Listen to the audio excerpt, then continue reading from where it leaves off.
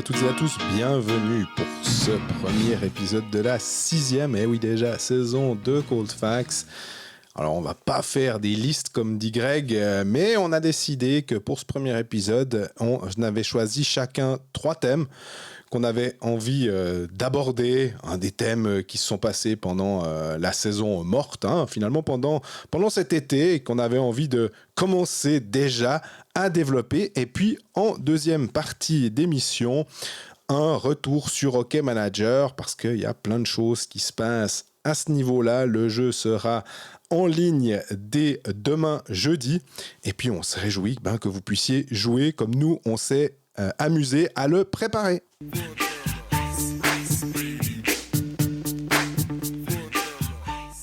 Salut Greg. Salut Jean-Fred, ça va ?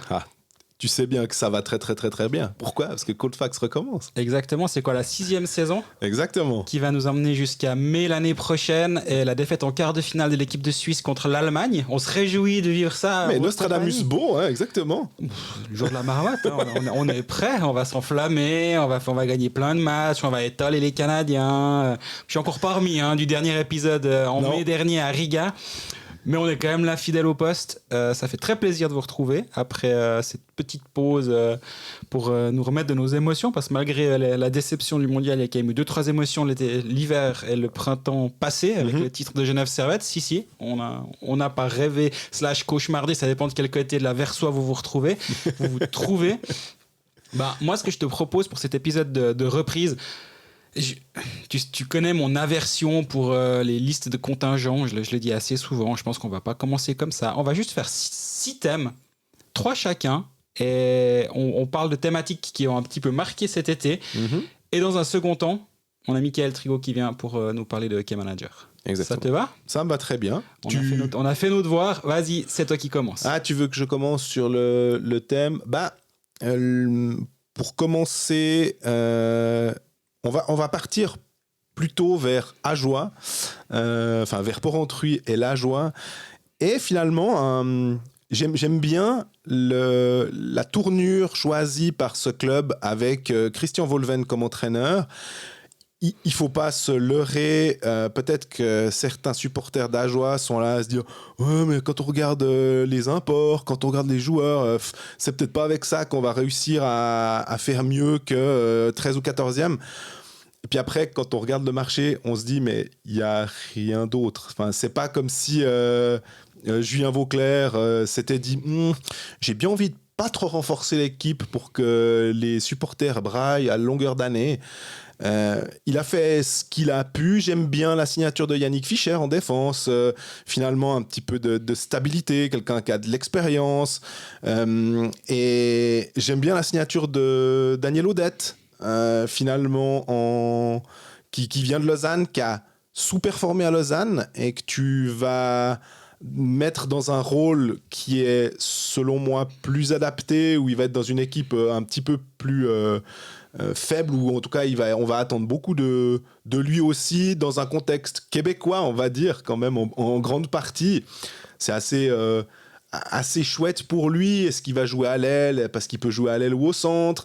Moi je pense que ça peut être un joueur je ne veux pas dire qu'il va surprendre, parce qu'on avait vu les stats qu'il avait dans divers championnats européens, mais qui peut être pas mal. Ouais, je vois, c'est quand même une équipe justement qui trouve doucement mais sûrement sa place, je trouve, dans cette ligue, et qui a son rôle à jouer. C'est justement de prendre des joueurs comme ça. Moi, je rajouterais le nom d'Éric Gélinas, même si on ne veut pas refaire tout le contingent d'Ajoie. Mais c'est 2 joueurs qui ont complètement foiré leur saison dernière pour des raisons différentes. Odette à Lausanne, ça n'a jamais pris. Ça va être simple. Lui n'a pas performé, le contexte lausannois était compliqué. Voilà, c'est un mariage qui n'a pas fonctionné. Ils se sont serrés la main et ils se sont quittés bons amis. J'imagine. J'ai parlé avec Daniel Audette à la Vallée de Joux pour un article à venir tout bientôt. Il m'a rien dit de mal sur Lausanne. En même temps, je m'attendais pas à ce qu'il me dise du mal de qui que ce soit. Il m'a juste dit qu'il était content de se relancer. Et Éric Gélinas, c'est exactement la même chose. Lui, il a eu beaucoup de blessures. Il n'est pas encore totalement prêt à rejouer. Il était à Berne, ça s'est vraiment mal passé. Mais typiquement, lui aussi, c'est un joueur, il a une trentaine d'années. Il a 32 ans. Il a envie de retrouver un contrat après. Odette, pareil. Donc, c'est quand même des joueurs qui veulent poursuivre leur carrière en faisant une belle saison du côté d'Ajoie. Il y a moyen de se relancer finalement. C'est là où Ajoie ce rôle à jouer pour les joueurs. On a vu qu'ils ont perdu Derungs qui est parti à Bienne. Alors, est-ce qu'il s'est lancé à Ajoie? Je suis pas sûr, vu qu'il n'a pas eu une saison très simple l'année dernière. Blessé aussi une bonne partie. Exactement. Et puis, pour revenir sur Volvend, je pense que là, les joueurs, c'est une chose, mais le principal changement à Ajoie, c'est effectivement Christian Volvend. Moi, j'aime bien cet engagement. Chouette interview que tu as fait. J'ai bien aimé son. Il était sympa, je pense. Côté un peu franc-parler, finalement, de sa part. C'était... j'ai l'impression que de ce côté-ci de la Sarine, il n'a pas forcément une image incroyable, mais finalement, si on regarde son parcours, pour quelqu'un qui a que 46 ans, mine de rien, mais ça fait quand même déjà bientôt 15 ans qu'il coach, il a commencé très tôt à Turgovie, à être coach, team manager et coach des M20. Après, il est parti en première ligue. Et moi, ce qu'on m'a dit quand il a signé à Ajoie, c'est quelqu'un qui connaît bien le milieu du hockey, qui connaît bien Christian Volvend, qui connaît bien un peu les arcanes du hockey suisse. Il m'a dit, va juste regarder ses statistiques et va regarder ce qu'il a fait à Bullard quand il a repris une équipe qui était catastrophique.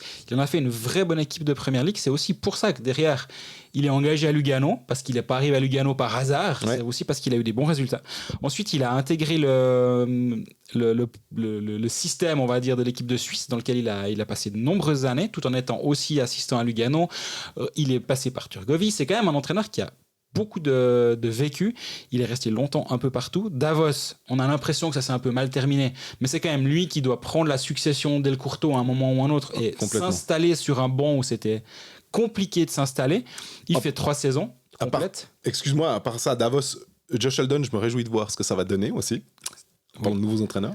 Et il fait 3 saisons complètes à Davos. Derrière, il se fait virer au bout de la 4e. Clairement, ça s'est pas bien passé. Mais 3 saisons, c'est déjà pas mal. Hein. Mais c'est ce que lui me dit aussi dans l'interview. Il dit, moi, je suis jamais quelqu'un qui passe une année quelque part, puis qui change, puis qui revient, qui repart. Là, il signe 1+1. Je pense que la signature 1+1, elle est aussi, on verra ce que ça donne à Ajoie. Rappelons-nous quand même qu'Ajoie est passé à 2 défaites de la relégation. C'est mine de rien pas grand-chose. Donc, Ajoie part de très bas, encore une fois, mais avec un coach comme ça, il a cet aspect très motivateur. On a cette impression-là. Oui, c'est juste une sorte de grande gueule qui tape des mains et du poing sur la table s'il le faut. Un peu Schleppferesque, un peu. Voilà. Et en fait, je l'ai écrit dans mon interview, mais je conçois tout à fait que tout le monde ne l'ait pas lu. De ce qu'on m'a dit, que ce soit à Ajoie ou à Bienne, où il a également été loin dans le processus de recrutement, il a bluffé tout le monde par son degré de préparation, son niveau de préparation pour les entretiens. Il n'est pas juste venu dire crème fun, feuilleur et compagnie. Non, il est arrivé avec quelque chose de très construit. Il avait une idée claire, une présentation très précise de ce qu'il voulait faire avec ses équipes, que ce soit Bienne ou avec Ajoie. Et des deux côtés, il a vraiment convaincu, et je pense qu'il n'est pas passé si loin de décrocher le job à Bienne. Mm-hmm. De ce que j'ai entendu, je me suis pas fait confirmer cette information par Steinegger, mais j'ai l'impression que d'où elle me vient, ça me suffit pour croire qu'elle est juste. Donc, je me réjouis de voir cet aspect, ce mariage-là, on revient à notre mariage après celui d'Odette, ce mariage entre Volvend et la Suisse romande, parce que c'est quand même quelqu'un, pour l'instant, j'ai l'impression qu'il a choisi les destinations les plus éloignées de la Suisse romande possible, entre Turgovie, Davos, Lugano. Si tu veux pas venir en Suisse romande, tu dis tout de suite. Il a rigolé, il m'a dit non, ça a rien à voir. Alors bon, très bien. Mais j'aime bien cet aspect-là, ça amène une différente mentalité. C'est un club qui est passé par une ère, on va dire, québécoise, qui est toujours en plein dedans, dans le sens où les étrangers le sont tous. Pas tous, quoi. Brennan n'est pas québécois. Voilà, effectivement. Mais il me l'a dit lui-même, moi je suis né à Montréal, donc je compte comme québécois. Alors. Il parle quand même toujours pas français. Mais effectivement, ça va être une des thématiques intéressantes de cette saison, c'est de voir comment le HC Ajoie se développe. Ça va pas être du hurrah hockey pendant 60 minutes. C'est pas comme ça qu'Ajoie va gagner les matchs. Non. C'est en étant structuré, c'est en sachant jouer convenablement autour de son gardien, en ayant peut-être 3 fois moins de chance que son adversaire, mais en étant un peu plus opportuniste devant le filet adverse. Et ça va être vraiment, vraiment intéressant de suivre ça. Tu l'as évoqué. Oui, Matti Kainen du côté de Bienne, un autre coach dans notre giron. Peut-être qu'on peut le glisser là. Ouais, avant ça, je voulais juste finir sur Ajoie. Le seul truc c'est pas que ça me frustre, mais où je trouve un tout petit peu dommage, mais c'est une question d'opportunité. Et il faut que les joueurs aient envie de venir.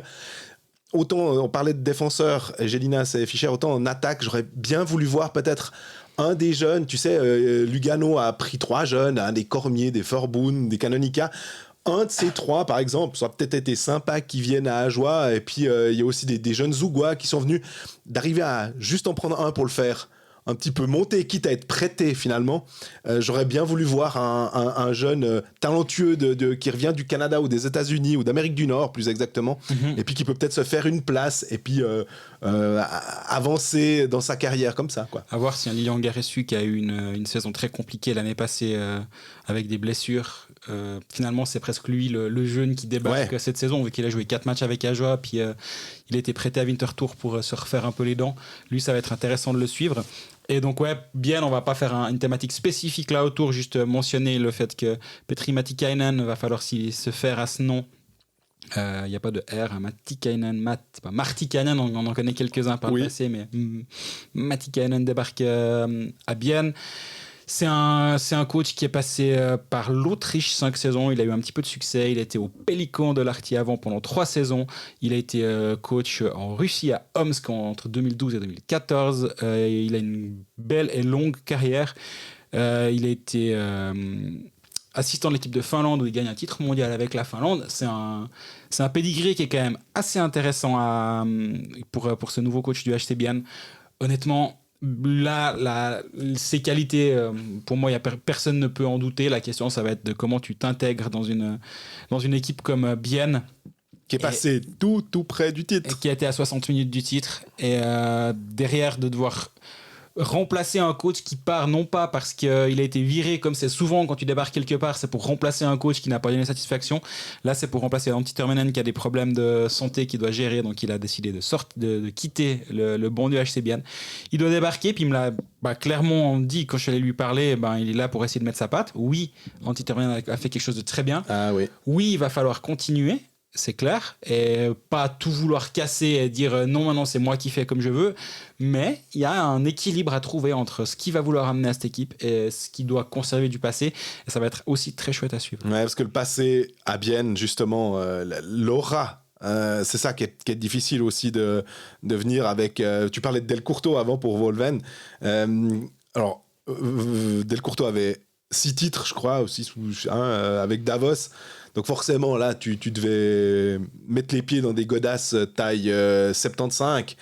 Mais d'une certaine manière, c'est aussi très difficile à Bienne de remplacer quelqu'un comme ça qui a marqué l'histoire du club.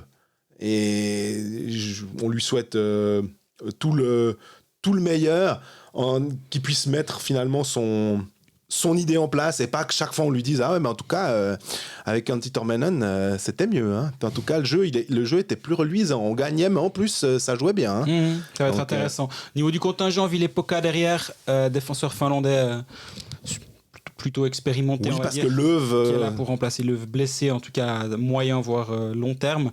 Devant Eponiemi, jeune finlandais est-ce qu'il veut nous faire une Kuokkanen à Fribourg? Oui, vous verrez, je serai pas là longtemps. Il l'a pas dit, hein, mais je serai pas là longtemps, vous verrez. Je vais brûler la ligue, puis dans une année, je retourne en NHL gagner la Stanley.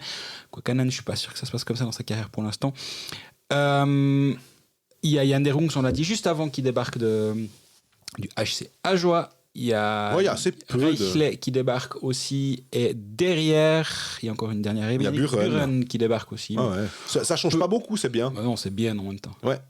Donc là on a terminé ce premier thème. Tu veux passer au deuxième thème? Qu'est-ce qui toi un de tes trois trucs? On est quand même obligé de parler du champion, ou bien? Ouais, qu'on a vu les deux à la Vallée de Joux. On l'a vu pendant 15 minutes à la Vallée de Joux, ils ont mis 4 buts.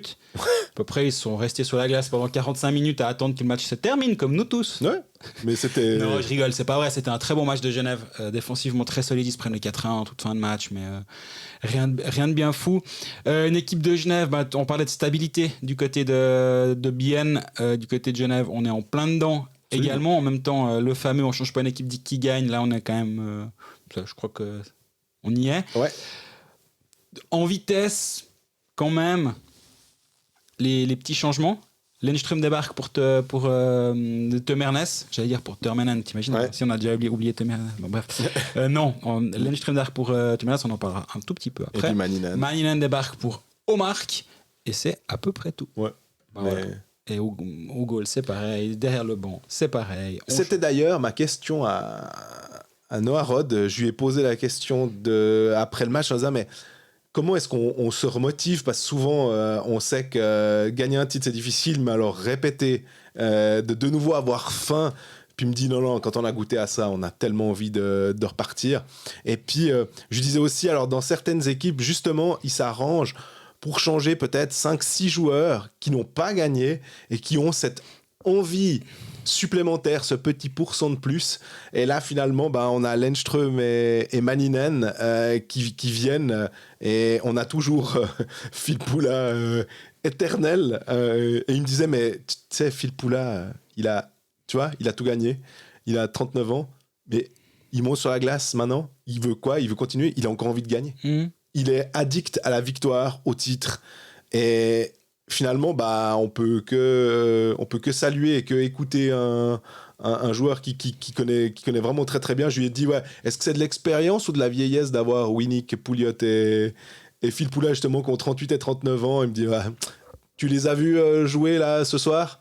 Et je dis notamment au box-play pour Winnick, voilà. Donc, non, c'est de l'expérience, ça sera utile. Ça va être intéressant de suivre parce que Genève a une moyenne d'âge qui est bientôt proche des 30 ans, avec 29,3 selon Elite Prospect. Il y a quand même à un moment le risque qui plane au-dessus de la tête de se dire, est-ce que ça va tenir encore une année? Absolument. Parce que ce que tu dis est très juste, Filppula a 84. Ça rajeunit personne autour de ce micro. Winnick est de 85 et Pouliot est de 85. Quand j'ai interviewé Winnick, ça me faisait quand même très rigoler. Enfin, ça me faisait rigoler de me dire que j'étais plus âgé que lui, alors que t'as l'impression qu'il a 25 ans de plus que moi. Quand tu vois, lui, c'est un bonhomme, quoi. Je suis encore un ado à côté, mais bref. Bon, pareil. Voilà. Mais en même temps, quand tu remplaces Omark par Manninen, on a vu Manninen à la Vallée de Joux, il y a de quoi s'amuser avec un joueur comme ça sur la glace. C'est solide. Je l'ai trouvé très impressionnant. C'est un joueur qui a 31 ans. Petit, rapide, il a une vision du jeu qui est extraordinaire. Il sait ce qu'il fait sur la glace, il revient quand même toujours défendre. Il est dominant un peu partout sur la glace. Il a été dominant partout durant sa carrière. Double champion du monde, champion olympique. Un titre en Finlande, ça, tu me diras, ça remonte un petit peu. En Russie, il a une saison à quasi 1 point par match. Lorsqu'il était à Ufa, là aussi, qui n'était pas dans une équipe... de Branquignol, il jouait avec un certain Artikainen et un autre Granlund. J'avais dit l'année passée qu'à un moment, lorsque Artikainen n'avait pas prolongé et que Manninen n'avait de facto pas encore signé à Genève, ça sentait une possibilité. Lugano s'était dit, et si on allait chercher Artikainen à Genève, puis vu que Manninen est en fin de contrat en Amérique du Nord et qu'il va se casser, faisons-le venir ici. Bon, ça va pas fonctionner, mais voir la Artikainen, Granlund, Manninen sur les glaces suisses, déjà tu fais ta première ligne hockey manager, pour parler d'hockey manager de secondes, on y reviendra. Mais déjà l'association Manninen-Artikainen, je pense qu'on va tout autant s'amuser que l'association Omark-Artikainen, peut-être en un tout petit peu moins fantasque ou bizarre qu'avec Omark. Omark va clairement nous manquer, faut être clair. Mais Manninen, pour le remplacer, ça va, je crois que c'est du poste pour poste qui se passe bien. Et j'en parlais avant, Theodor Lennström. Oui. Il va remplacer de Mernes ou pas. Je lui ai dit, t'es prêt à répondre 100 fois à cette question. Puis il m'a dit, mais moi je suis pas là pour remplacer de Mernes. Tu peux pas le remplacer, c'est impossible. C'est le meilleur défenseur hors NHL, hors Amérique du Nord, il m'a dit. Ce qui veut peut-être dire que là, en AHL, il y en a effectivement des joueurs qui ont peut-être 21 ans, qui sont... Bref, hors Amérique du Nord, c'est lui le meilleur défenseur actuel en activité. Lennström, c'est quand même un joueur qui était à quasi 1 point par match l'année passée en Suède. Et faut pas s'attendre au même genre de joueur, mais c'est aussi un défenseur qui a une très bonne première passe. C'est un défenseur qui est capable de tenir un powerplay à la ligne bleue. Ça va être chouette de le voir lui aussi jouer. Moi, ma théorie depuis le début, et je crois que je l'ai déjà dit à ce micro, mais peu importe, on recommence une nouvelle saison. Donc, on peut recommencer. Pour moi, le remplaçant de Temernes, c'est Vatanen. Ouais. Vatanen vient remplacer Temernes, et il fallait remplacer Vatanen. Tu me diras, sur la finale match 7, remplacer Vatanen, c'est remplacer le gars qui met pas le game winning goal, mais pas loin de la finale. C'est lui qui casse les jambes de Bienne après 5 minutes. Mais Vatanen va remplacer Temernes. Et Lennström est là pour remplacer Vatanen, qui était quand même un tout petit peu moins dominant que Temernes, et aussi parce qu'il était blessé l'année passée. Complètement. Vatanen. Mais c'est un type, c'est 1 point par match en Suisse à peu près depuis qu'il est là, quoi. C'est une folie. Vatanen, c'est une folie depuis qu'il est en Suisse aussi. Donc avec Vatanen et puis Lennström, ça devrait bien se passer. Une équipe de Genève, donc on connaît ses qualités, on connaît la profondeur offensive qu'elle a. On l'a vu l'année passée durant la finale. J'ai lancé le truc en disant est-ce que Genève peut réaliser le doublé. On n'est pas là pour faire des pronostics le jour 1 du podcast. On se garde ça pour la fin de nos présentations. Ouais, puis en plus on pourra aussi en discuter quand on fera un épisode avec les pécalistes aussi, ce sera exactement, parfait. Mais en tout cas Genève est pas mal placé selon les bookmakers. Genève est le favori à sa propre succession. C'est souvent comme ça après un titre. Tu prends pas de risque, tu mets le vainqueur de l'année passée. Surtout quand on l'a succinctement effleuré, mais il y a 2 changements. Finalement, les 2 étrangers. Alors, certes, Tom Ernest et Omar, c'est très solide, mais effectivement, tu l'as dit, Lennström et Maninen, c'est pas beaucoup moins fort. Donc, il y a juste une redistribution peut-être de certains rôles, mais en tout cas pas une faiblesse de la part de Genève à ce niveau-là.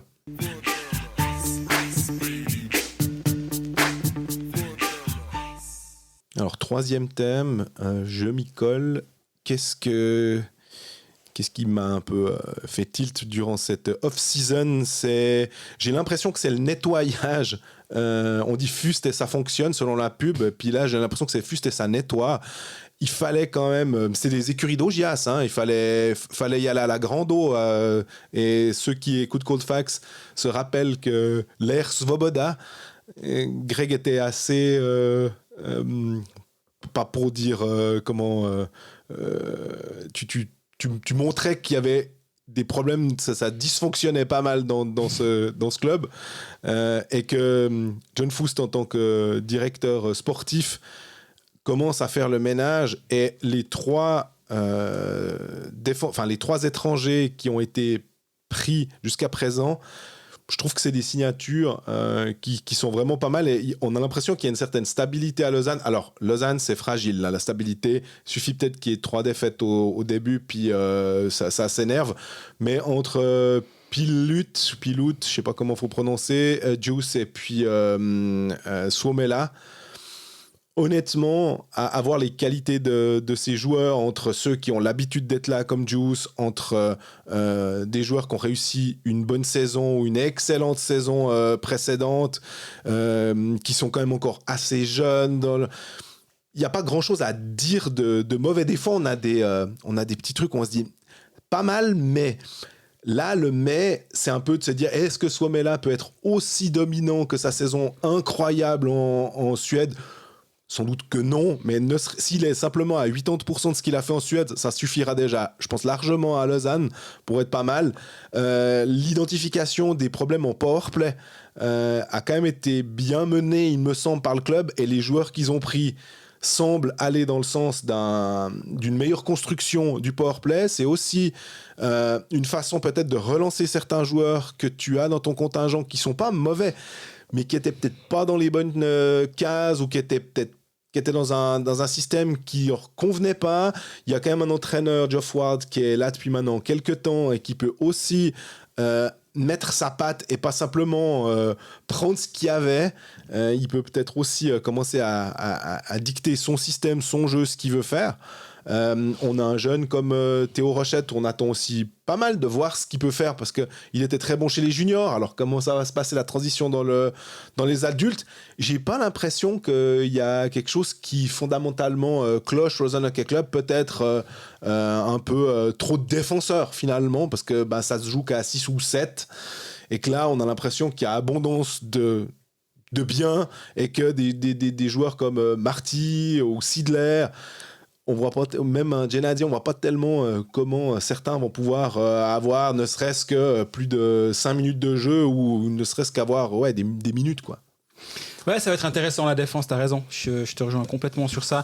Commençons par l'aspect facile, on va dire. Joss et Paylet, je pense que ce sont de très bons renforts. Joss, on a vu, c'est déjà un joueur qui est acclimaté à la Suisse. Il fait 2 saisons du côté de Zug, où... Qu'est-ce qu'il y a à dire? Il fait une saison à 27 points en 50 matchs, c'est pas fantastique, mais il a un titre avec Zug. À la fin, il mène Zug à un titre. Il fait partie de l'équipe qui va au titre avec Zug. La saison d'après, il est un peu plus productif. Il fait 36 points en 52 matchs, c'est solide. C'est un défenseur qui a un passé de NHL, qui a qui a tout pour bien faire, il connaît le championnat, donc lui, ça va vraiment être facile. Pilot, je me demande comment ça va se passer son intégration en Suisse. On parle toujours des joueurs qui viennent de l'étranger en Suisse, ça peut être très très facile, on en reparlera pour Suomela juste après. Ça peut être très facile comme pas. Moi, on m'en dit énormément de bien de Lawrence Pilot, que c'est un défenseur qui va faire beaucoup de bien au Lausanne HC. Il a un peu ce côté hybride nord-américain-européen, parce qu'il a ce passeport américain, mais il est suédois vu qu'il a joué en équipe nationale de Suède, mais il a passé 3 saisons complètes en Amérique du Nord. Offensivement, il est solide. Je pense que derrière, il va pas avoir de problème à jouer. Il a un bon coup de patin. Moi, j'aime vraiment bien cette signature. Je te rejoins sur l'aspect trop de défenseurs. Après, tu me dirais, on n'a jamais trop de défenseurs, mais à un moment ou à un autre, il faut quand même faire jouer tout ton monde. Et ça peut être un petit peu compliqué. Il peut y avoir des gens qui tirent la tronche au bout du banc, mais il y a une certitude pour moi, c'est que les deux étrangers prennent un top 4. Oui. T'as Lucas Frick qui prend le top 4 et t'as Glauser. C'est tes 4 défenseurs 1 à 4, on va dire. Puis derrière, peut-être un cran en dessous, t'as Jelovac, Eldner qui revient de blessure. S'il revient au niveau qui était avant ces 2 saisons très compliquées, t'as une défense qui tient sacrément la route. J'allais dire défenseur international en mettant un bémol quand même, de dire mais il était avec l'équipe de Suisse à Riga en 2021. Donc, il fait un mondial, je veux dire, c'est quand même pas rien. Donc Jelovac, Eldner, on perd numéro 3, admettons, sans forcément penser aux qualités individuelles, est-ce que ça match, mais tes défenseurs 5 et 6, c'est Jelovac et Eldner, puis après t'as Marty, Genadzi et Sidler pour la place numéro 7. Ouais, c'est profond, on va dire. Genadzi va pas faire il va pas faire toute une saison comme sa fin de l'année dernière où tu avais l'impression que chaque fois qu'il shootait, ça faisait poteau intérieur goal. Il y a eu une fin de saison extraordinaire, ce qui a aussi été l'une des raisons pour lesquelles Lausanne a fait cette remontée en fin de saison. Même si on pense à la fin de saison dernière, on se dit ils ont raté les playoffs, ils ont fait une saison. Ils font un dernier tiers de championnat qui est très bon. Et ça, c'est une base pour construire qui est très intéressante pour Lausanne HC. Faudra voir aussi ce Robin Kovacs qui sera en 2e année en Suisse. Peut-être ça va être un peu plus simple que la saison dernière. Raffles, s'il est épargné par les blessures, ça va peut-être un petit peu l'aider. Puis comme tu as dit, Suomela, pour moi, c'est un point d'interrogation. C'est un point d'interrogation qui a mis quasi 40 buts la saison dernière en Suède. Donc, quand je dis point d'interrogation, c'est plutôt à quel où tu places le plancher pour ce joueur. Est-ce que tu t'attends justement à ce que quelque chose comme il a fait l'année dernière, auquel cas, on va rigoler du côté de Lausanne. 40 buts, une quarantaine de buts en championnat de Suisse. 37 en 51 matchs. La Suède n'est pas réputée pour être un championnat plus offensif que le championnat de Suisse, loin s'en faut. Donc, il fait une saison hors du commun. Après, j'ai sa fiche sous les yeux. Si tu regardes ces saisons de 18 à 22, il est beaucoup en Amérique du Nord. Il joue entre la AHL, la NHL. Et là, tu as un peu tendance à dire ouais, ok. Mais si tu regardes juste avant, il a une saison à 60 points en Finlande, 17-18. Et une saison à 45 points en Finlande, de nouveau en 16-17. Donc, c'est quand même un attaquant qui a l'habitude de marquer beaucoup de points. Centre offensif, centre buteur, c'est pas forcément un profil qu'on a l'habitude de voir jouer. Donc lui aussi il va être intéressant, centre numéro 1 de Lausanne HC. On disait aussi l'année passée que souvent, et les 2 années précédentes, souvent le Lausanne HC manquait de ce centre numéro 1 dominant. Et quand tu entames une série de playoffs contre un Zug, où tu sais que sur un shift sur 2 à peu près, tu as Jan Kovar en face de toi, si ton centre numéro 1 est pas capable de tenir, t'es déjà mal barre. Quasi un shift sur 2 ou un sur 3, on va dire. Et avec lui, normalement, en tout cas, c'est l'engagement que fait John Foust, c'est clairement dans cette optique-là, c'est de dire, Suomela, on a un vrai bon centre numéro 1. Grosse concurrence en attaque aussi. Tu disais avant le nom de Théo Rochette. C'est un centre naturel. C'est un centre créatif qui est capable d'amener beaucoup de choses offensivement. Il y a Fuchs, il y a Jäger. Exactement, donc il y a aussi du monde à ce niveau-là. Puis si tu as Fuchs en 2, Jäger en 3, Rochette en 4, est-ce que vraiment c'est mettre en avant les qualités de Théo Rochette en le faisant jouer centre de 4? Je suis vraiment pas sûr. Moi je le mettrais plus haut. Est-ce qu'il faut le faire commencer un petit peu plus haut, quitte à le mettre sur une aile à un moment? De toute façon, ça c'est Di Domenico qui me disait une fois lors d'une interview, il m'a dit de toute façon les positions c'est au moment de l'engagement que ça compte, après et en défense. Mais après t'es sur la glace puis tu joues. puis tu crées. Puis finalement, l'ailier, il peut être centre et le centre, il peut être ailier. C'est pas vraiment important. Et j'aime bien cette philosophie-là de se dire, OK, ton centre, il doit être là défensivement et à l'engagement, mais après, et encore, des fois, c'est l'ailier qui vient le prendre. Et j'ai vu que sur un des matchs amicaux, j'étais pas présent, j'ai juste vu le line-up, hein, mais Théo Rochette était au centre avec Jason Fuchs sur une des ailes. Ouais. Donc, c'est peut-être dans cette optique-là de se dire, bah, ces deux centres, les deux, ils savent jouer au hockey. Ouais, puis il y a des engagements à prendre. Peut-être que Théo Rochette est vraiment pas mal aux engagements, que Fuchs, c'est peut-être un aspect de son jeu qui est moins là. Donc, si c'est un moyen de faire jouer Théo Rochette un peu plus haut dans l'alignement que de décaler un centre sur l'aile, que ce soit Fuchs, que ce soit Rochette, que ce soit à tour de rôle, finalement, peu importe, je pense que ça peut être une bonne solution. Et moi surtout, mais comme on le dit chaque fois avec les jeunes qui débarquent dans une équipe de National League, j'espère vraiment qu'il aura sa chance, qu'on va lui donner de bonnes minutes, et on va en parler dans d'autres clubs également. Que moi, je pars toujours du principe qu'un jeune, on doit lui dire, OK, voilà, t'as les clés en main pour faire ta place, pour performer, pour être dominant. À toi de les saisir. On va rien te donner. Par contre, tu vas pas devoir gagner tes galons, on va dire, payer tes galons pour devoir un jour jouer en power play après avoir ramassé les pucks à la fin de l'entraînement pendant 6 mois. Enfin, on n'est plus en 83, quoi. Ouais. Et typiquement, c'est ce que j'avais trouvé un peu lent et un peu frustrant, mais dans notre vision des choses, quand Schmitt, la première saison où il vient à Fribourg, il doit passer par Ajoie, il se retrouve en 4e ligne. Et là, tu dis non, t'as presque envie davantage, ce que fait souvent bien, justement, de peut-être mettre un tout petit peu trop dans l'alignement ton jeune, pour, quitte à le rétrograder un petit peu si besoin, plutôt que de dire bon, on le met bas, puis après à lui de montrer qu'il mérite d'aller plus haut. J'aime mieux cette vision-là, et j'espère que c'est la vision qui va être utilisée pour l'intégration de Théo Rochette du côté de Lausanne. Et puis, alors maintenant c'est ton point, je crois que tu voulais qu'on parle aussi un petit peu de Fribourg. Oui, exactement. Il y a aussi 2-3 choses à raconter du côté de Fribourg cet été, entre le retour de l'enfant terrible Chris Domenico, la décision qui a été prise de scinder les casquettes, on va dire, à partir de la fin de la saison 1 en cours, et de placer un directeur sportif à la tête de Fribourg-Gotteron, et donc de laisser Christian Dubé seulement, c'est déjà un boulot, tu me diras, mais de laisser Christian Dubé coach. Par quoi on commence par ça presque, hein, c'est presque plus intéressant. Donc il y a un mois environ, ou un mois et demi, Fribourg-Gotteron a annoncé la scission des deux rôles entre coach et directeur sportif. Christian Dubé avait les deux casquettes depuis un certain temps, depuis qu'il a repris le poste de coach lui-même quand il a licencié Mark French en début de saison. Entre-temps, il a mis un assistant en Gerd Senezern pour justement le soulager un petit peu. Ouais. Et maintenant, donc, la place est à repourvoir. Pour l'instant, on n'en sait pas plus sur les candidats. Une chose a l'air assez sûre, et ça c'est lui dans la liberté, c'est que Gerd Senezern sera candidat.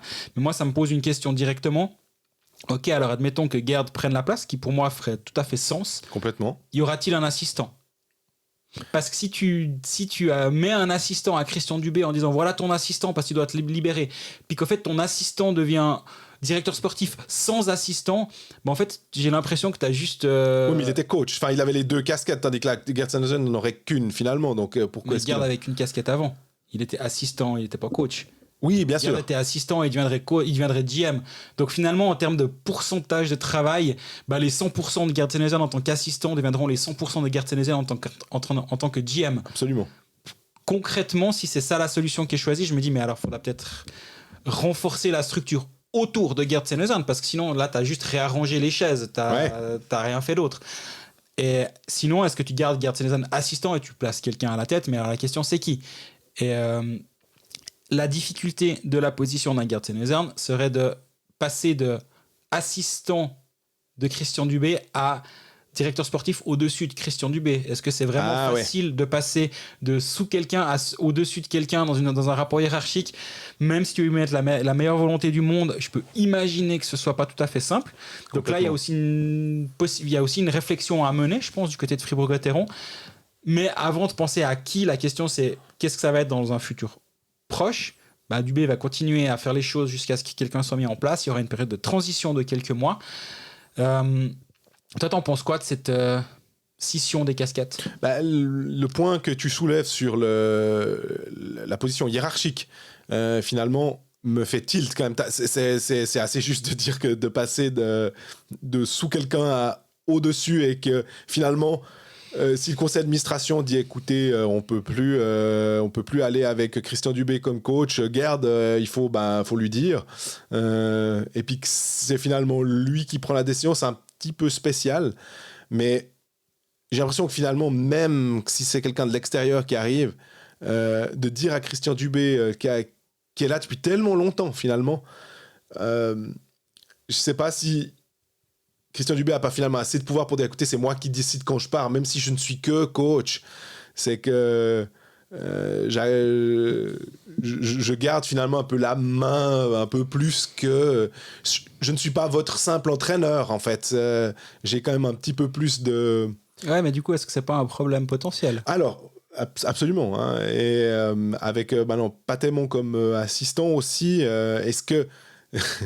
Christian Dubé est mis sous tutelle, mais non, ça c'est... Ça, j'ai pas l'impression. Par contre, moi, je suis surpris. Enfin, je sais pas si je suis surpris, mais s'il y a un des deux postes qui est plus, on va dire, sûr à moyen / long terme, c'est celui de directeur sportif. Oui. Par rapport à celui de coach ou coach, en fait, tu peux faire 15 premiers matchs un peu foirés, puis tu te retrouves au chômage. Directeur sportif, ça prend un peu plus de temps, à part à Berne, mais bon, Berne, c'est un peu spécial. Directeur sportif, il change un peu, je vais dire, comme de chaussettes, mais un poil plus fréquemment encore.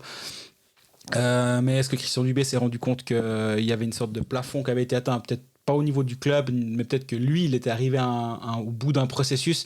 Il l'a dit notamment, je sais plus s'il l'avait dit à notre micro, ben s'il l'avait dit ailleurs, mais peu importe, qu'avec son fils qui va potentiellement traverser pour aller jouer là-bas, que c'était dans sa tête aussi, qu'à un moment il pourrait retraverser et arrêter. Donc je pense que la réflexion a dû être menée. Je sais pas les coulisses, est-ce qu'il a eu le choix entre les deux casquettes et il a décidé celle-ci.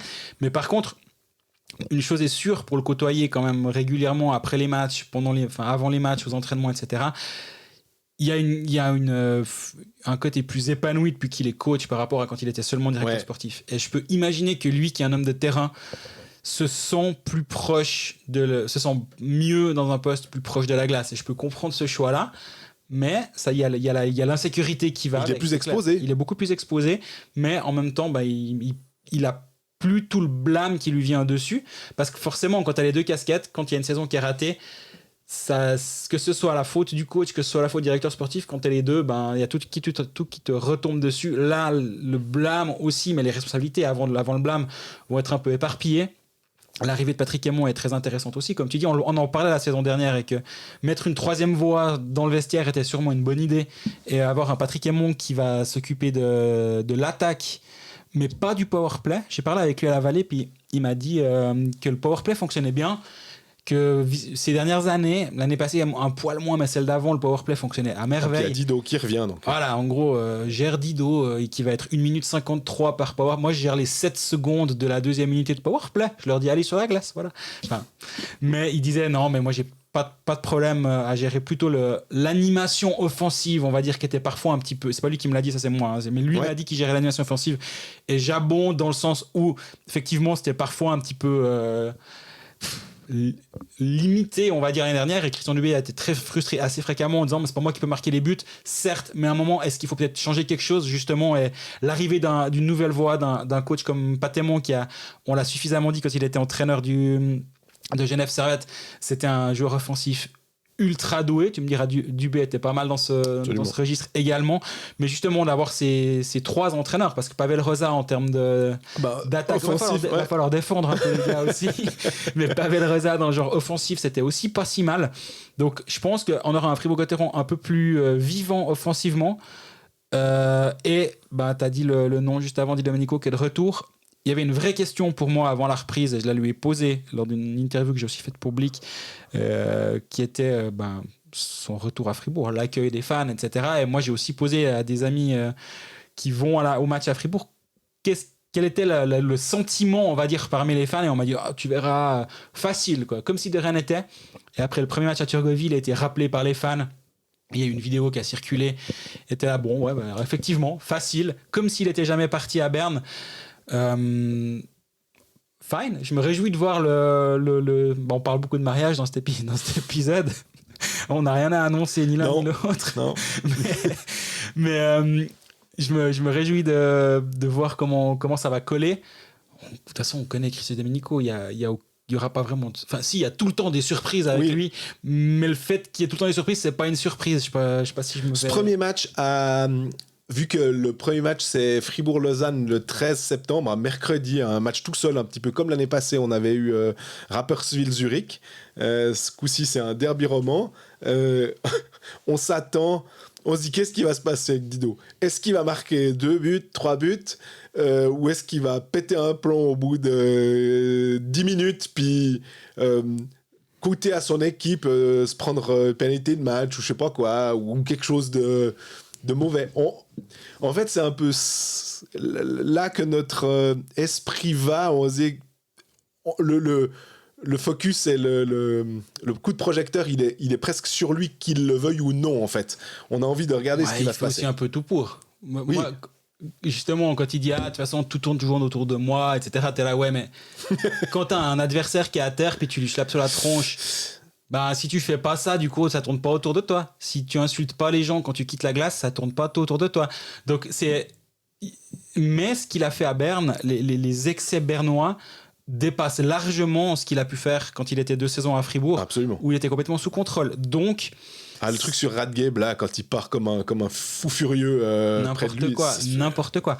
Donc, ça va être très intéressant de suivre. Et ça en éclipse presque l'arrivée d'un Wallmark, juste pour le name drop, ou de Borgman derrière, qui sont des joueurs dont on va reparler largement à l'avenir. Mais je pense que ces deux thèmes, à savoir le GM et Chris Domenico, vont nous occuper un bon bout de la saison du côté de la BCF Arena, où accessoirement c'est un peu les Green Bay Packers, pour parler ton langage là sur le sport avec ce ballon ovale, où en gros il y a une liste d'attente de plusieurs centaines, j'ai vu, de personnes pour avoir un abonnement. Il y a 7500 abonnés, record égalé. À leur place, j'en aurais rajouté 2 ou 3 pour dire on a battu notre record avec 7503 abonnements. Ouais. Bon, là, il manque un peu de communication. Là. Non, je rigole. Mais 7500 abonnés. La question aussi va être de voir comment le public va réagir après une saison en demi-teinte et perdue après la défaite en 2 matchs contre Lugano en pré-playoff.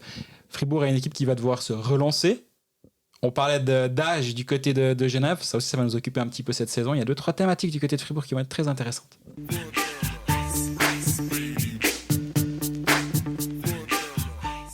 Alors on termine cette partie du premier épisode avant Hockey Manager, où on a encore nos 2 choses qu'on aimerait mettre de l'off-season. Toi tu voulais parler d'un des Suisses allemands et moi de l'autre, du coup on les met ensemble ou bien ? Les 2 Z. Les 2 Z. Ouais, c'est pas les Z de l'État, mais... Jessis Gragen, c'est qui le deuxième ? Oula, difficile. Ouais, là, voilà, comme ça, un joueur... J'ai pris le plus simple. Ouais, j'étais là. Dominique Zwerger. Ah ouais, allez, juste. C'est bon. Emballé, on a parlé des 2 Z. Allez, à la semaine prochaine. Non, alors, on va commencer par Zug. Je me demande bien ce qui va se passer du côté de Zug. J'avoue que l'année passée, je reste toujours à me dire comment est-ce qu'ils ont fait pour pas aller en finale puis pas aller essayer de gratter un 3e titre de suite. Finalement, ça s'est pas fait parce que Genève a été plus fort, plus malin, plus opportuniste et tout. Est-ce que Giannoni va de nouveau... En général, quand il rate un truc, il est bon derrière. Donc, j'aurais plutôt tendance à parier sur Giannoni. Ils ont Michaelis qui arrive. Ils ont aussi un petit jeune, là. C'est comment Wingerli, tu t'étais amusé quand il était arrivé. C'est pas forcément... Ils ont un gardien. Le 3e gardien s'appelle Kirsch. Ouais. Pour Zug, moi, j'ai rien d'autre à dire que c'est vraiment super. Sinon, au niveau de ces imports, c'est peut-être moins clinquant que par le passé. Mais... on se fait pas de soucis, Zug, ce sera quand même bien solide. Je pense qu'il faut quand même pas négliger Lucas Bengtsson, défenseur Absolument. Qui débarque des Lakers de Växjö, on doit le dire différemment, mais j'ai pas envie. En Suède, où il a 30 points en 48 matchs, dont 12 buts. C'est un défenseur qui sait vraiment, vraiment bien jouer avec le puck. Ouais. Il est là pour remplacer Joe, dont on a parlé tout à l'heure. Double champion de Suède, c'est quand même pas si mal.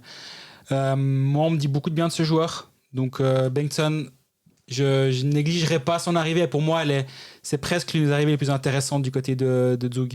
On se dit, est-ce qu'il reste un défenseur suédois solide, bon un peu sur le powerplay, qui n'est pas en Suisse, entre Bengtsson, Juice, Hansson, on a même Pilut, Lennström. C'est assez fou de voir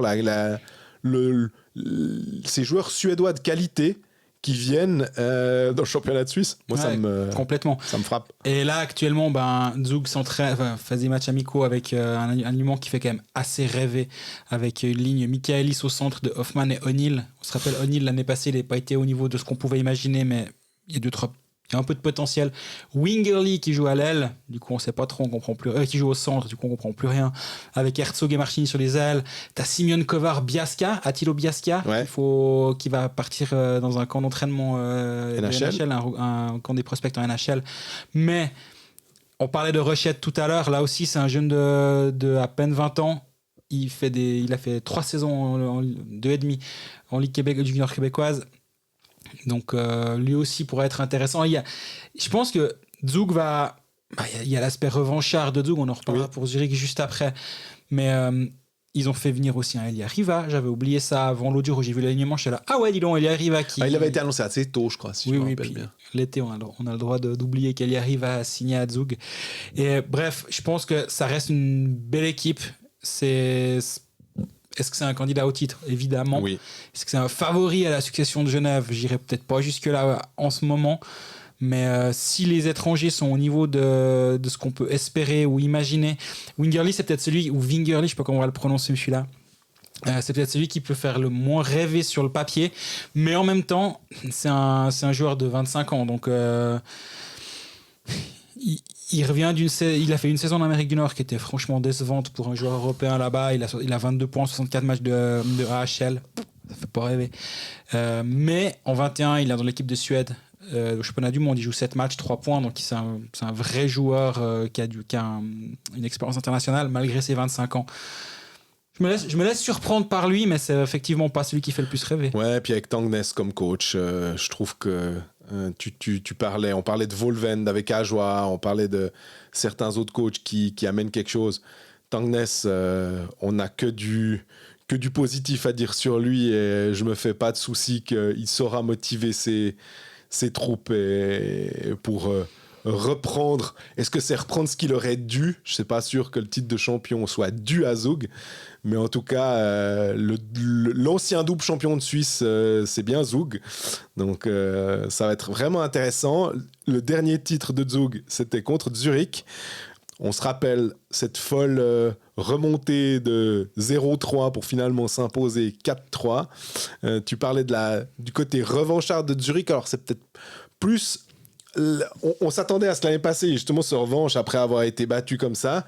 Là, cette année, la revanche de l'année passée, c'est qu'ils ont déçu. Ils n'auront pas envie de décevoir. Moi, il y a juste le côté Mark Crawford. Je sais pas. Je me demande si ça sent pas un peu le camphre. Si c'est pas un peu vieillissant. Quand je vois d'autres entraîneurs un peu plus modernes dans leur approche, et puis de refaire confiance à quelqu'un qui a certes beaucoup gagné, mais je sais pas. Moi, c'est un peu ça qui me... Moi, j'irai un peu plus loin que toi si j'ose. Je pense que Zurich ne va pas gagner tant que Crawford est à la bande. Mais par contre, si un jour il se sépare de lui, Zurich va devenir favori au titre. Ouais. Moi, j'irai... Peut-être que je me trompe, et peut-être que Zurich va gagner avec Crawford à la bande, parce que mine de rien, comme c'est pas un plouc non plus, il sait ce qu'il fait, mais comme tu l'as dit très justement, ces méthodes ne font pas tout le temps d'unanimité, on va dire. Donc, c'est une vraie question, ce qui va se passer là-bas. Maintenant, en termes de contingent, c'est une équipe qui est assez drôle quand même. Ils ont juste rapatrié Denis Malgin pour petit impact supplémentaire avec lui. Ils avaient besoin d'un centre numéro 3. Voilà. Ouais.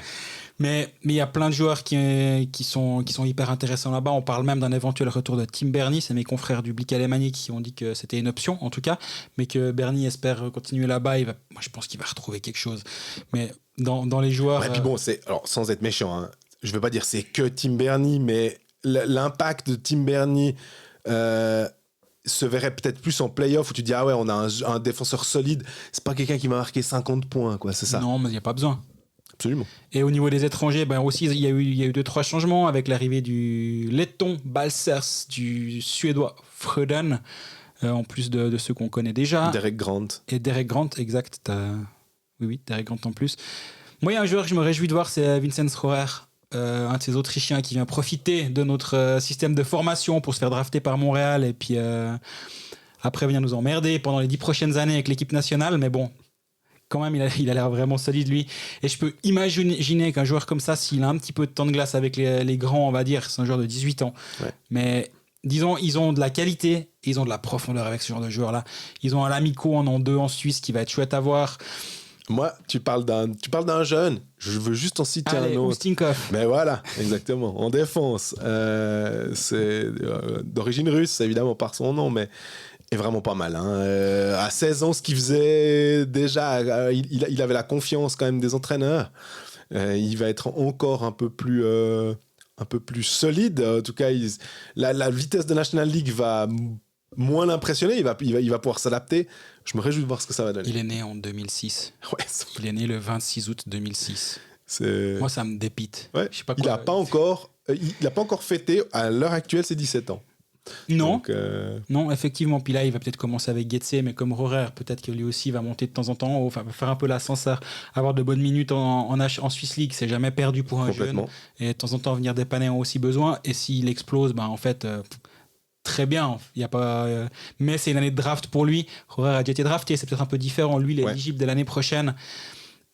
Autre gros changement à Zurich pour l'année prochaine, c'est qu'il n'y a plus Ludovic Weber qui est parti en Amérique du Nord. Quand il y a eu l'annonce, j'ai entendu 2-3 personnes un peu rire sous cap. Ouais. Pouffer. Voilà. Ouais, Ludo, il pense aller jouer en NHL. Je pense que ce qu'il a comme option là, c'est extraordinaire. Il va aller dans une organisation où il va être le vétéran de la AHL en étant pas loin de la NHL. C'est un gardien qui a une expérience en Suisse. Il va jouer dans l'organisation des Panthers de la Floride. Je pense que c'est une superbe expérience et il aurait eu tort de refuser ça. Non, il n'a pas signé pour être portier titulaire en NHL. Par contre, le poste de gardien, c'est tellement un poste particulier que tu sais jamais si le titulaire en haut se blesse, le numéro 2 est dans une méforme, puis il peut aller faire ne serait-ce que 15 matchs sur le banc, puis 2 sur la glace en NHL. En fait, ça aura valu la peine d'être allé. Complètement. Donc, moi, je me réjouis de le voir se développer là-bas et le voir vivre cette expérience. Et un dernier point qu'on oublie peut-être, c'est Yannick Tsender qui a signé de Zug à Zurich. Qui a quitté Zug pour Zurich. Yannick Tsender, on oublie un petit peu, mais en saison 20-21, il met 33 points, dont 17 buts. Il a que 25 ans. Double champion suisse avec Zug. C'est un vrai bon joueur de hockey sur glace qui amène aussi une profondeur là. Malgré ce que j'ai dit avant sur Crawford, moi actuellement j'ai mis un petit peu d'argent sur la Loro. Il n'y a pas de pari sportif cette semaine, mais j'ai mis un peu d'argent sur la Loro avec Zurich qui était à 6,45 ou quelque chose comme ça, et je l'ai pris comme une provocation parce que ça a augmenté encore à 6,85 depuis, et je sens qu'on se fout un peu de moi là, mais j'aime pas ce qui est en train de se passer.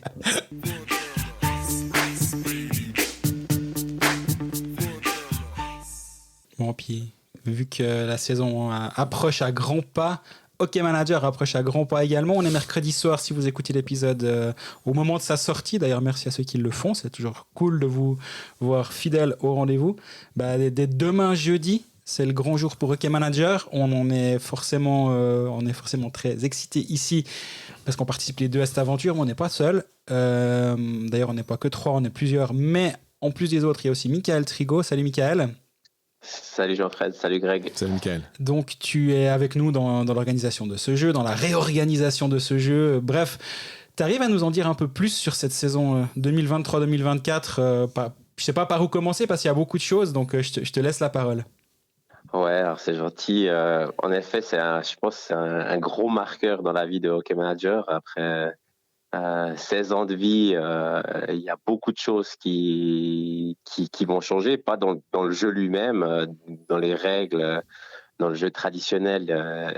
L'âme de Hockey Manager va pas changer, mais le plus gros changement, c'est que déjà, on a changé de logo, on a fait un site entièrement neuf qui a été entièrement revu pour rendre l'expérience utilisateur encore meilleur pour tous les managers. On a vraiment passé un été où on on a travaillé dans l'ombre énormément. Je pense qu'on compte plus les dizaines et les dizaines d'heures de chacun dans cette équipe pour avoir mis ça en place. C'était quelque chose d'assez grand. Ça l'est toujours. D'ailleurs, on devient fatigué un peu. On est vraiment excité que ça commence. Donc ça, c'est une des premières choses, quoi, parmi tant d'autres. Hein. Ouais, justement, comme tu dis, effectivement, on a un nouveau logo, on a une nouvelle identité visuelle qu'on a essayé de rafraîchir. C'était aussi un de nos objectifs quand on a repris le jeu il y a 2 ans, de redynamiser la marque, mais dans un premier temps, c'était de la stabiliser, surtout, parce qu'on se rappelle qu'il y a plus de 2 ans, le jeu avait été un petit peu chamboulé, on va dire, par des problèmes techniques, des problèmes de serveurs qui avaient cramé, etc. Donc on a d'abord essayé de stabiliser le jeu, puis là maintenant c'est un pas vers l'avant en essayant de développer un tout nouveau site. On a été très ambitieux, je pense, sur ce nouveau site. Il y aurait une question, je vais y répondre juste après. Si j'oublie, vous m'en parlez de l'application. On était très ambitieux sur ce nouveau site. Tout ne sera pas à 100% comme on le veut dès le jour 1. Et on va faire de notre mieux pour que dès le jour 2, le jour 3, le jour 4, ça s'améliore. Mais vous inquiétez pas, on pourra jouer à Hockey Manager et créer nos équipes et déjà se casser la tronche assez rapidement dès jeudi. On n'a pas encore l'heure précise, ça va dépendre de notre développeur. Mais aux alentours de midi, si vous repoussez un peu votre pause de midi jeudi, c'est peut-être pas une mauvaise idée, mais je suis pas sûr. Mais donc oui, on a été très ambitieux, on a essayé de faire au mieux avec notre développeur, avec notre agent de communication visuelle. Donc on espère que ça va vous plaire. Surtout ce qui est très intéressant, très important plus qu'intéressant. Ce qui est important, n'hésitez pas à nous faire tous vos retours, parce que nous on est aussi dans un tunnel depuis 6 mois avec ce site. On a essayé de faire quelque chose de plus user-friendly possible, de plus dynamique, de plus chouette possible, mais il y a des choses auxquelles on n'a peut-être pas pensé. Donc, on est à l'affût de vos retours et si on peut changer des choses, on le fera. Tu disais, Michael, qu'il y a beaucoup de choses. Je te sens trépigner d'impatience de parler du nouveau mode de jeu. Je me trompe? Exactement. Là, je crois qu'on a essayé de passer aussi une étape pour penser un peu plus global, pas seulement penser à les centaines de managers qui sont dans nos feuilles Excel à faire notre équipe tous les jours et puis essayer d'être le meilleur manager de Suisse.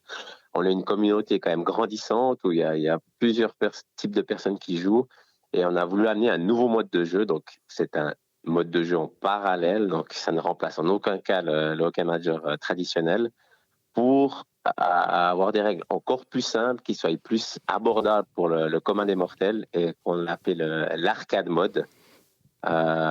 Du coup, en 2 mots, ce sera créer son équipe de gardiens, normalement des gardiens individuels. On va tout faire pour que ce soit le cas. Il y a quelques problèmes techniques là derrière, mais on va les résoudre. 6 défenseurs, 12 attaquants.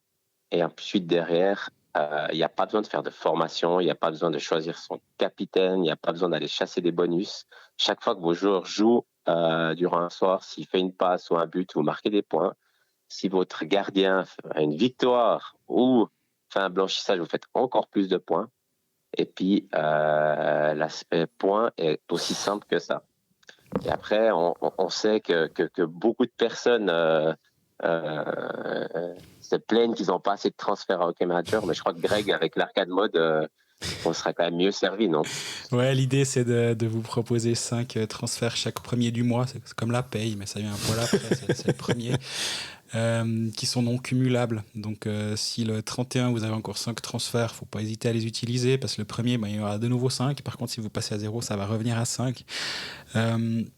L'idée là derrière, c'est déjà de vous donner...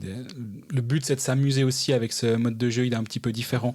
Et peut-être de créer d'autres stratégies. Et surtout... les prix des joueurs ne vont pas changer. Donc, c'est juste. Hein. C'est exactement ça. Très bon point, ça. Il y a un budget au début, les joueurs ne changent pas durant toute la saison. Il y aura quelques petites surprises avec des augmentations de budget durant la saison, mais la valeur des joueurs ne change pas. Donc, c'est quand même beaucoup plus facile. Si on loupe une semaine en oubliant de se connecter au Hockey Manager, on sera toujours compétitif avec nos amis Je crois que c'est un peu le but là-dedans. Donc ouais, il y aura là aussi moyen de créer des ligues, comme dans l'autre finalement. Certaines fonctionnalités vont pas changer. Par contre, ouais, le but c'est de... On a tellement de gens qui nous ont dit ces dernières années, ah mais moi j'adore, je fais mon équipe en septembre, Ouais, et après, octobre encore. Et après j'oublie un vieux Zurich Rapperswil, puis j'avais Cervenka sur le banc, il a mis un triplé, ça m'a énervé, j'ai arrêté de jouer. Et le but, les timbrés comme nous, on sait, on va pas rater un Zurich Rapperswil un lundi soir. Ouh. Bah toi oui, mais Oui. Michael et moi pas. Alors je dis nous, c'est Michael et moi. On va pas rater un Zurich Rapperswil un lundi soir, si ça se trouve, on le regrettera même. Mais il y a toute une partie des joueurs qui ne veulent pas ou qui n'ont pas le temps à consacrer pour faire ça. Et c'est à cette population-là qu'on s'adresse avec ce jeu-là, mais il y aura aussi moyen de mettre en place des stratégies justement avec les transferts. Et je pense moi, je me réjouis beaucoup de tester cette nouvelle fonctionnalité qui est, comme tu l'as dit, Michael, avant, va être beaucoup plus simple, mais je pense pas qu'elle va être moins fun. Il y aura vraiment... Je pense qu'il y aura une belle compétition là aussi. Mais si je puis dire, ça ressemble, peut-être Michael, tu me diras si je me trompe, mais aux poules qu'on retrouve dans les jeux québécois, un petit peu, ou les jeux nord-américains. Finalement, où il n'y a pas ses bonus, ses capitaines, ses assistants, on fait son budget. Alors, en général, ils prennent les salaires de NHL et puis on construit son équipe avec un salary cap. C'est un petit peu ce qu'on a essayé de faire, non ?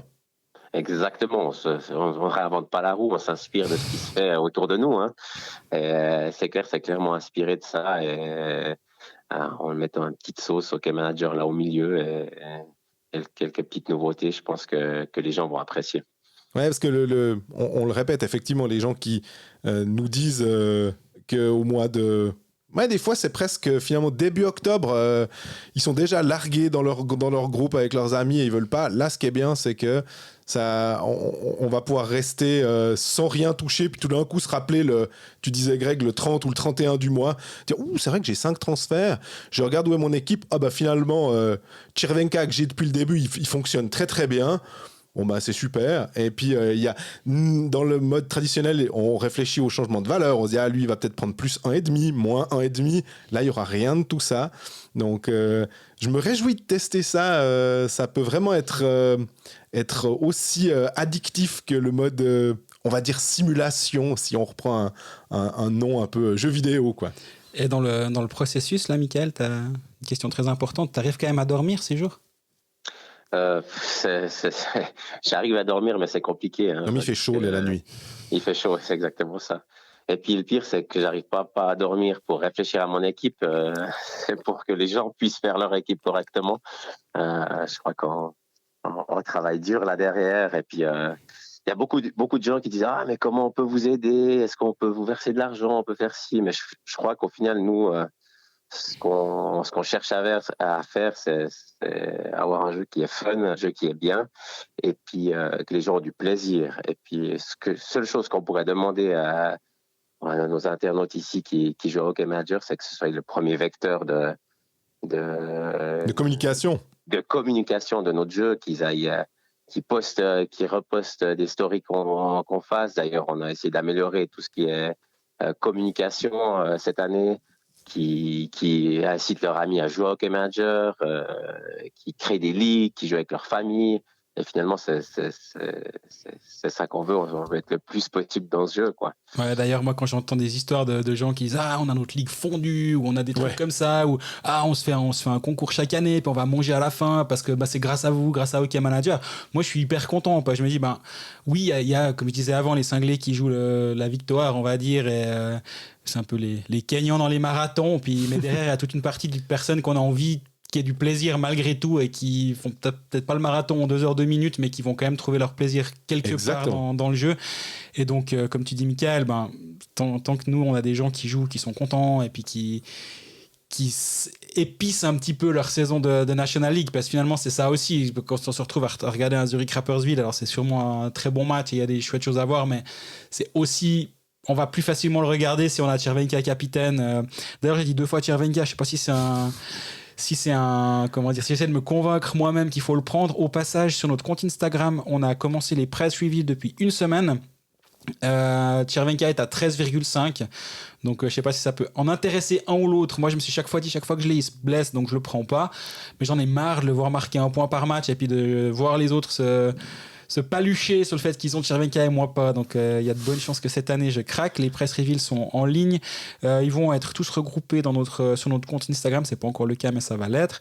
Et je pensais aussi on pouvait remercier les gens qui ont participé à nous aider. C'est encore pas tout à fait en place, mais pour tout ce qui est le redesign, c'est Serendipity Agency qui a fait un travail pour nous qui est hyper chouette et on est très fiers de présenter cette nouvelle identité visuelle.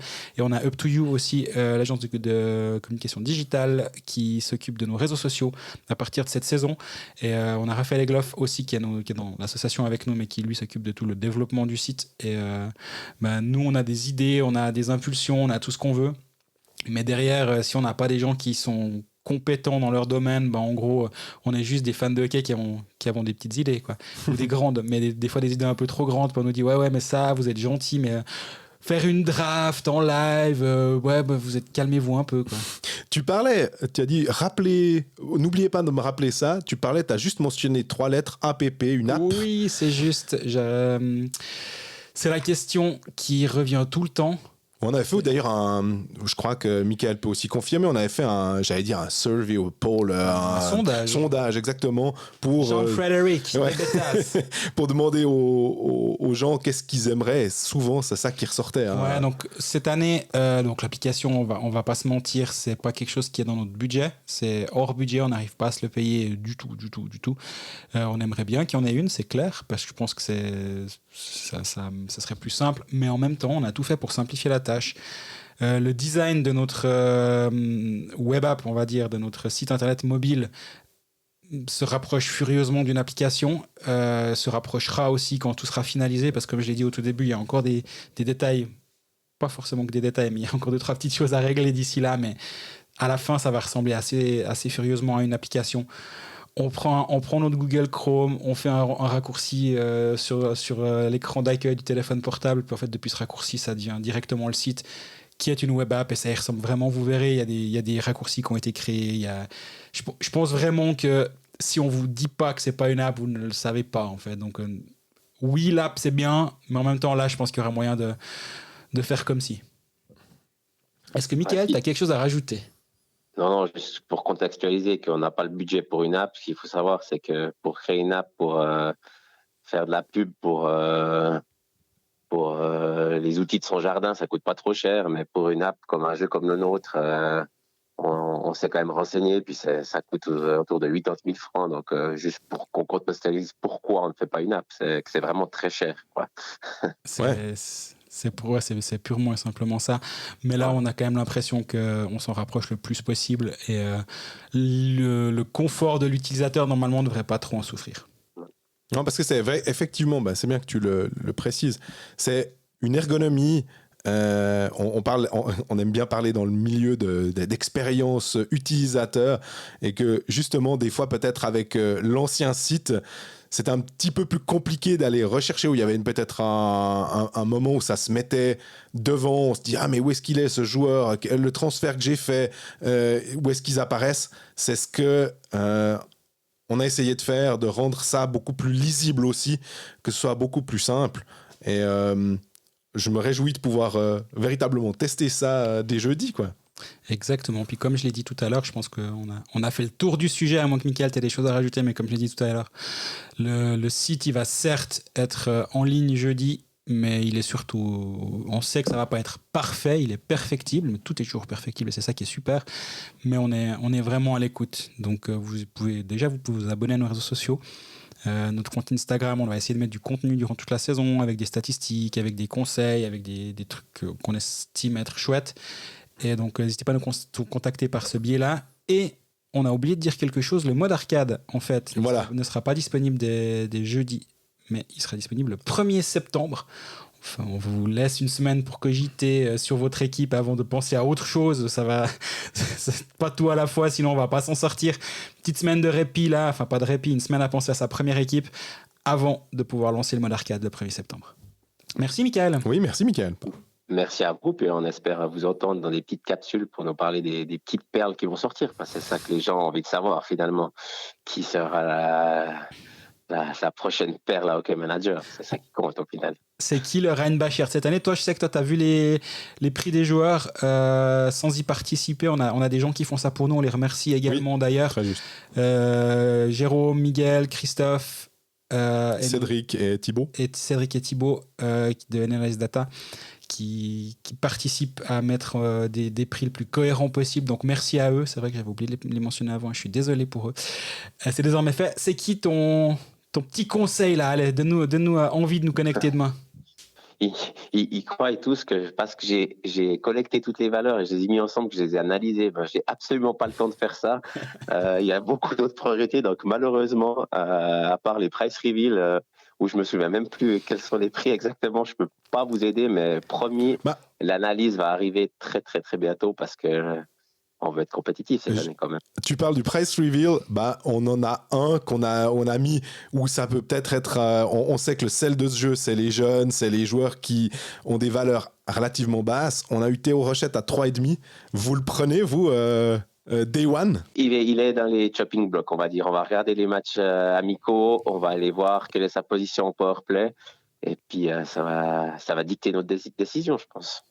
Moi, en l'état, c'est oui. Il sera dans mon équipe actuellement, mais je me laisse encore surprendre. Je me laisse les matchs de la Coupe des Bains. Et Verdon, d'ailleurs, on sera présent une fois ou l'autre. Donc, si vous nous croisez là-bas, n'hésitez pas à venir dire bonjour. On sera très content de discuter, même de Hockey Manager. Du coup, ça peut être aussi un bon moyen d'avoir des retours en réel de la part de joueurs. On est toujours très content. D'ailleurs, à la Vallée du Joux, on a vu plein de gens qui sont venus nous dire bonjour. Donc, c'est vraiment toujours un plaisir. Donc, n'hésitez pas et on parlera avec plaisir des valeurs qui seront sorties d'ici là, avec des Artikainen à 13, j'ai dit Tchervenka à 13,5, avec un Leffel à 10. Ça, c'est des valeurs qu'on connaît déjà, qui ont été publiées sur notre compte Instagram. Il y en aura encore quelques-unes d'ici jeudi, et on pourra passer aux choses sérieuses après. Alors, merci Mickaël. Merci et Mickaël. à bientôt. Allez, ciao.